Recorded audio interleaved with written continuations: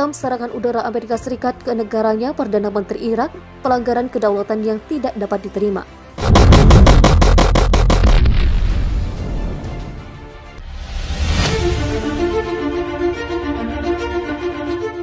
Perdana Menteri Irak Mustafa Al-Kadhimi mengutuk serangan udara yang dilancarkan oleh Amerika Serikat pada Senin 28 Juni 2021. Serangan udara itu dilancarkan Amerika Serikat terhadap kelompok-kelompok bersenjata yang didukung Iran di Irak dan Suriah, yang menurut seorang pemantau menewaskan sedikitnya 7 pejuang. Dalam sebuah pernyataan, militer Amerika Serikat mengatakan pihaknya menargetkan fasilitas operasional dan penyimpanan senjata di 2 lokasi di Suriah dan 1 lokasi di Irak. Mereka menyerang Irak dan Suriah sebagai tanggapan atas serangan pesawat tak berawak terhadap personil dan fasilitas Amerika Serikat di Irak.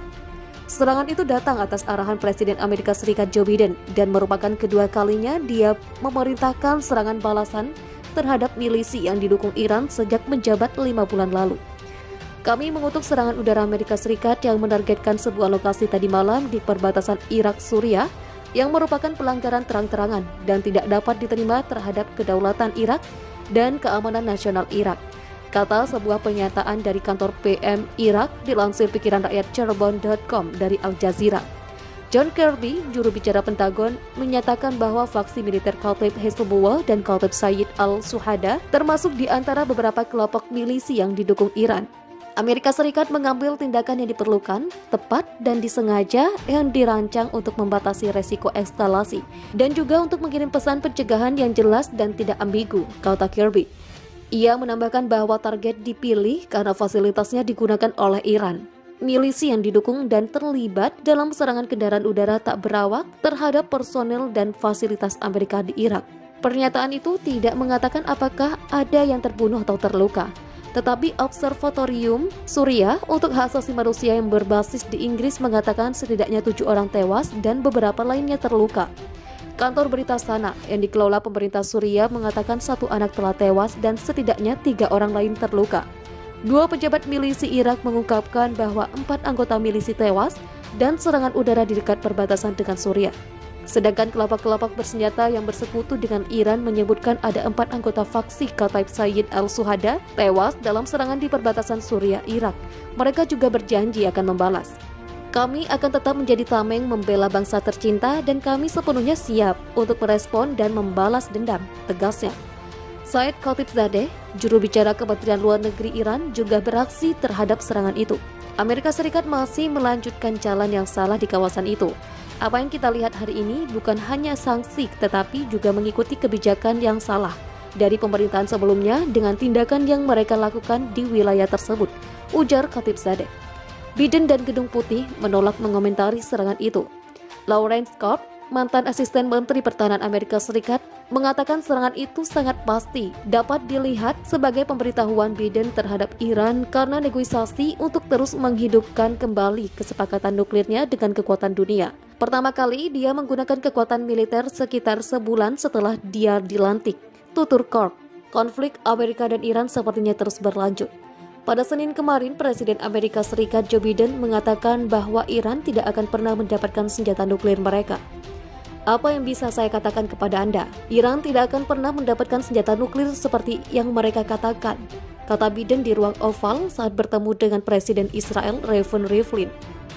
Dan konflik Amerika dan Iran akan semakin panas karena hubungan Amerika Serikat dengan Israel kini sangat kuat.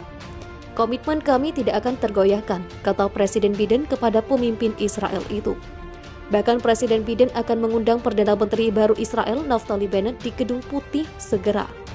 Tidak hanya menunjukkan betapa dekatnya hubungan Amerika Serikat dan Israel, Presiden Biden juga mengatakan akan menyerang Iran, di mana pasukan Amerika Serikat akan menyerang tempat-tempat kelompok milisi yang didukung Iran di Suriah dan Irak dengan serangan udara. Dilaporkan oleh Pentagon 2 target diserang di Suriah dengan yang ketiga juga dibom di Irak. Pentagon juga mengatakan beberapa kelompok milisi yang didukung Iran termasuk Kataib Hezbollah dan Kataib Sayyid al-Shuhada telah diserang. Bahkan Pentagon merilis rekaman video dari kokpit serangan Senin pagi.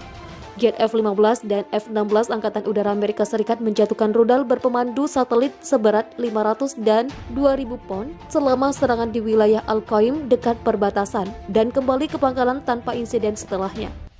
Sedikitnya 6 pejuang lagi terluka dan sasarannya termasuk gudang senjata di dekat Al-Bukamal, sebuah kota Suriah yang terletak di mana perbatasan melintasi Sungai Efrat, kota observatorium Suriah untuk hak asasi manusia.